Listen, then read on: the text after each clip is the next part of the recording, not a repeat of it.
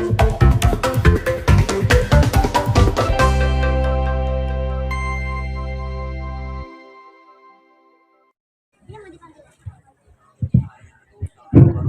sambutan yang kedua dari Bapak Pimpinan Al-Ustadz Harisun Rozadi, Sarjana Agama Magister Pendidikan, waktu dan tempat kami haturkan.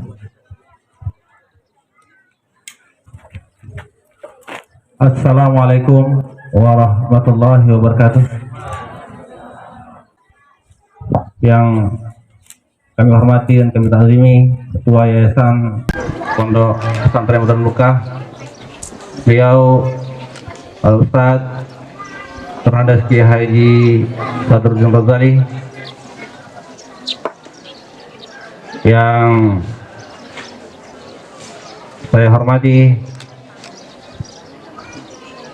Pihak itu Talabah Pengasuhan Santri Ustadz Wadi Saputra, yang saya hormati Direktur Kuliatul Mu'allimin Al-Islamiyah Ustadz Irsyad Syafi'i, yang saya hormati, yang saya muliakan Bapak Ibu Wali Santri yang berbahagia, Ananda peserta wisuda, dan seluruh santriwan santriwati yang dimuliakan oleh Allah. Innal hamdalillah nahmaduhu wa nasta'inu wa nastaghfiruh wa na'udzu billahi min syururi anfusina wa min sayyiati a'malina. May yahdihillahu fala mudhillalah wa may yudlilhu fala hadiyalah. Asyhadu an la ilaha illallah wahdahu la syarikalah wa asyhadu anna Muhammadan syrah li sadri wa yassir li amri wahlul 'uqdatam min lisani yafqahu qawli. Subhanaka la ilma lana illa ma 'allamtana innaka antal alimul hakim. La haula wala quwwata illa billahil aliyyil azim.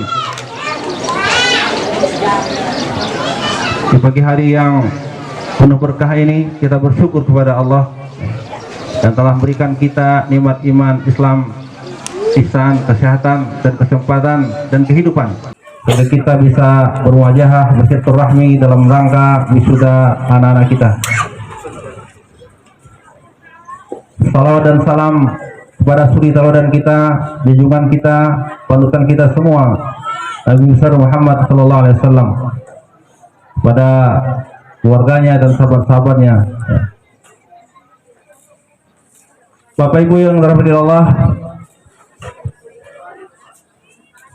ahlan wa sahlan bi qudubikum ila hadzal ma'had.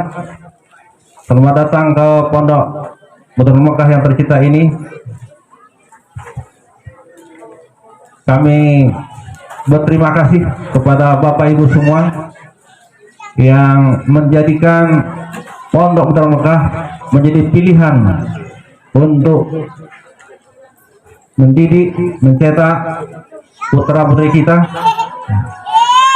karena bukan hanya bimbingan ilmu yang kita akan capai, tapi juga bimbingan akhlak yang tak henti-hentinya. Semoga anak-anak kita nanti bisa berguna bagi bangsa, negara, agama, berbakti kepada kedua orang tua, dan selamat hidupnya di dunia serta akhirat. Bapak Ibu yang dirahmati Allah, kita bersyukur anak-anak kita, Bapak Ibu semua, telah Allah pilih. Karena kalau Allah nggak pilih, nggak Allah kasih hidayah, maka anak-anak kita tidak mau masuk pondok, tidak mau menghafal. Dalam surah Fatir 32, summa awrasnal kitab alladzi nastafaina bi'ibadina.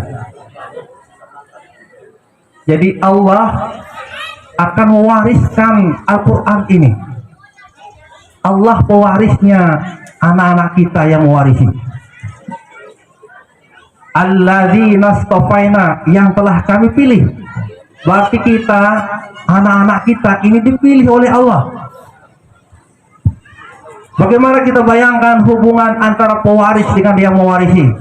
Itu adalah hubungan yang sangat dekat. Maka disebut ahlullah, ahlul Quran. Itu kebanggaan yang luar biasa. Tidak semua Allah pilih menjadi ahlullah, ahlul Quran. Maka sebagaimana visi pondok mencetak generasi Qurani dan pemuda Rabbani, anak-anakku juga yang sudah punya hafalan harus menunjukkan karakter-karakter Al-Quran yang menjelma dalam kehidupan sehari-hari. Karena kita di samping lafzon, di samping maknan, juga amalan. Jadi setiap ayat yang kita baca, kita pahami dan kita aplikasikan di dalam kehidupan kita sehari-hari. Bapak Ibu yang dirahmati Allah, di surga nanti ada seorang anak yang di dunianya dulu hafiz Quran, hafiz 30 juz, hafizat, dan dia telah melaksanakan kehidupan Qurani dalam kehidupannya.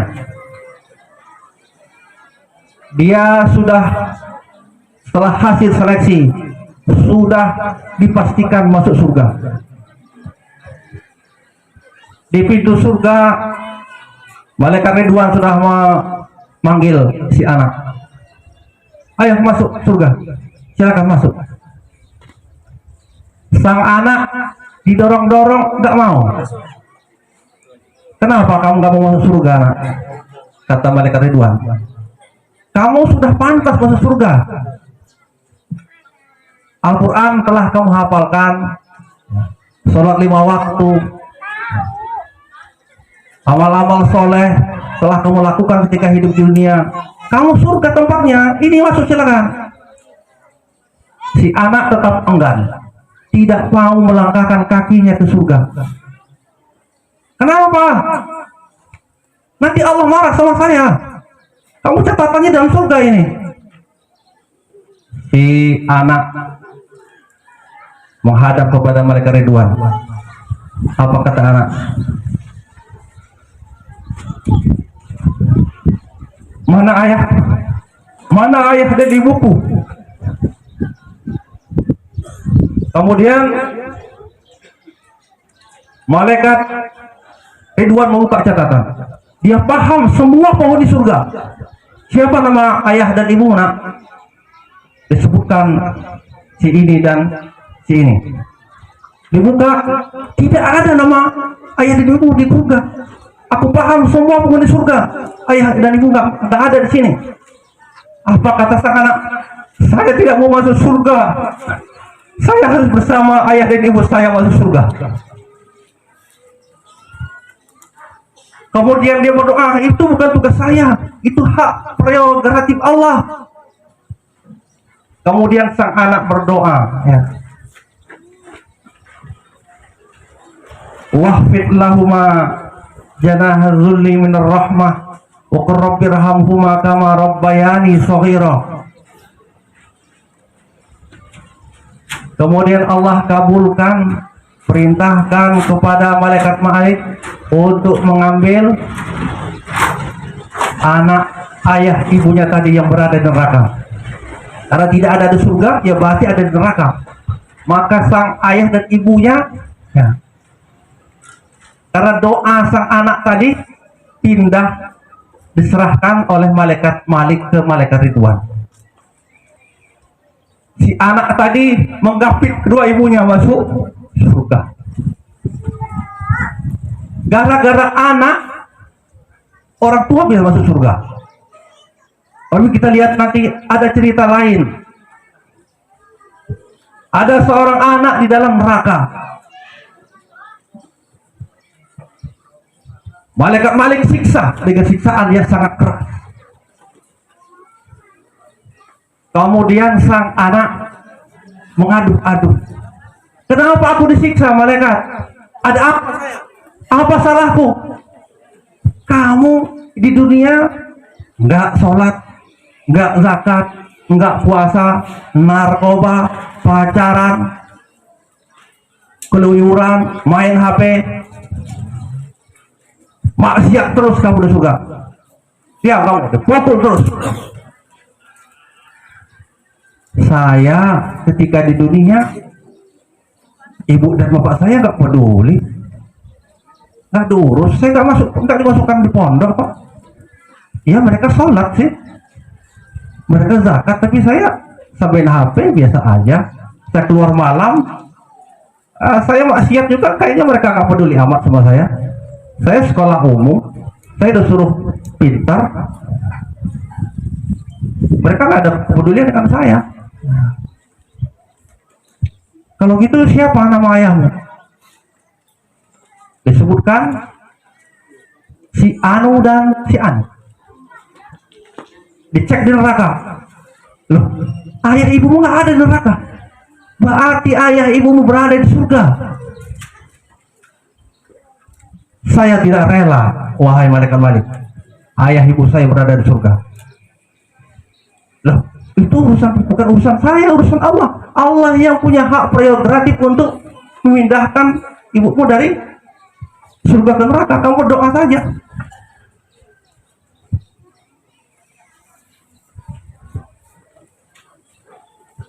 Kemudian si anak berdoa dalam surah Al-Ahzab ayat 68. Summa qala atihim di'faini minal azab wal anu la'nan kabira.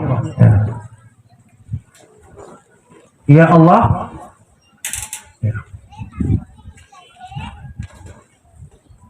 siksa mereka 2 kali lipat. Itu doa anak. Lalu Allah mengabulkan doa sang anak. Orang tua yang sudah senang-senang, sudah jalan-jalan, sudah menghirup surga, disuruh Allah pindah ke neraka. Jadi pertanggungjawaban kita luar biasa. Kita yang sudah berasal di surga, gara-gara anak bisa pindah ke neraka. Kalau kita tidak punya perhatian ketika di dunia, kita yang berada di neraka bisa pindah ke surga gara-gara anak. Jadi harus kita perhatikan sekali, apalagi sekarang dunia dengan segala godaan-godaannya bagi anak putri dari kita. Jarang anak meniti jalan itu dengan selamat, banyak godaannya. Jadi perhatian kita kedua orang tua terhadap anak harus luar biasa, berhati-hati sekali, jangan sampai mereka terpeleset. Anak-anak itu investasi kita, investasi untuk neraka atau investasi untuk surga, itu yang kita perhatikan, karena kita sendiri akan memanennya. Yang berinvestasi untuk surga tadi sudah ada cerita, kita memanennya. Yang investasi neraka juga akan kita panen. Maka investasi harus benar-benar investasi yang benar, jangan sampai salah berinvestasi.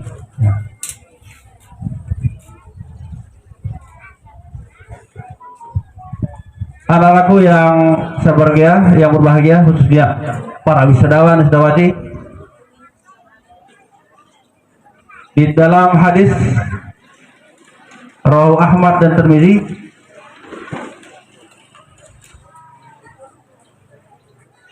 man qara'al Qur'an barang siapa yang membaca Al-Quran, fastazharahu, kemudian dia menghafalnya, fahalla halalahu wa harrama haramahu, kemudian dia mengamalkan Al-Quran dalam kehidupannya, yang halal halal, yang haram, adkhalahu Allahul jannah, Allah akan memasukkannya ke dalam surga. Fasaffa'ahu fi asyrata min ahli baitihi, waqad wajabat alaihimunna. Allah memberikan jaminan kepada para penghafal, dia bisa memberikan syafaat kepada 10 keluarganya. Padahal keluarga itu sudah dihitung posisinya ahli neraka. Jadi anak yang hafal Al-Quran bisa memberi pertolongan kepada 10 keluarganya. Lebih syarat ya, hafal Al-Quran, kemudian dia juga menerapkan nilai-nilai Al-Quran ketika di dunianya, bisa berikan syafaat ke 10 keluarga. Makanya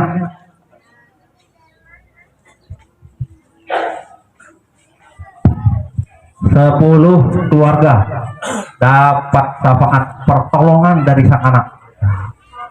Keluarga itu pas keluarga dekat, ayah, ibu, kakak, mana yang dia cintai ketika akan dia ingat. Luar biasa ya. Kemudian bagi yang menghafal Al-Quran, dia termasuk dalam hadis yang tubuhnya tidak busuk dimakan ulat ketika dikubur. Jadi Nabi, Rasul, para syuhada itu termasuk para penghafal Al-Quran. Maka kita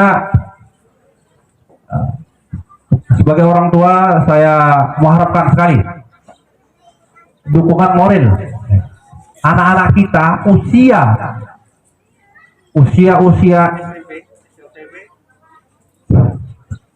SMP dan SMA itu kita yang bertugas ngurusnya, ke utara, ke selatan, ke barat, ke timur atau orang tua. Kita yang menentukannya, bukan anak yang mengatur kita. Kalau anak sudah mengatur kita, masih usia belia, ya itu tadi. Dunia mereka sudah beda. Ya. Mereka innan nafsa la'amaratun bisu. Sesungguhnya hawa nafsu kita selalu cenderung kepada keburukan, kemaksiatan. Mereka cari yang enak-enak dari mereka. Kita juga harus berusaha agar kehidupan kita juga di bawah lindungan Al-Quran, menerapkan nilai-nilai Al-Quran, kepondokan juga di keluarga kita. Gimana anaknya disuruh mondok, suruh hafal Quran, sementara orang tua tidak pernah sholat, tidak pernah Jumatan, sholat ditinggalkan di rumah, di rumah tidak pernah kita bacakan Al-Quran. Kadang-kadang masih sibuk juga di urusan-urusan kemaksiatan, rezeki masih dari riba, nggak matching dia, nggak linear. Jadi wajar kalau anak kita dengan segala alasannya keluar, apa sakit, apa ya nggak betah, segala macam godaan. Faktor anak-anak kita masing-masing ada masalahnya sehingga mereka tergelincir. Maka dukungan doa, keberkahan rezeki di rumah, ketaatan kita melaksanakan perintah-perintah Allah dan menjauhi larangan Allah harus juga kita kuatkan agar kita semua masuk surga. Itu kaplingan kita, anak kita, suami istri, keluarganya ngapling di surga. Nanti ada kaplingan surga keluarga besar Pondok Darul Mekah. Amin. Bapak Ibu yang rahmati Allah, mudah-mudahan dengan acara wisuda ini yang kita lakukan 2 kali dalam setahun, memicu, membangkitkan semangat kepada santriwan-santriwati untuk menjaga, menambah hafalan, merawat hafalan, dan menerapkan nilai-nilai Al-Quran dalam kehidupannya, sehingga Allah ridho, Allah berkahi, dan Allah rahmati kita semua. Saya kira cukup. Barakallahu wabarakatuh. Assalamualaikum warahmatullahi wabarakatuh.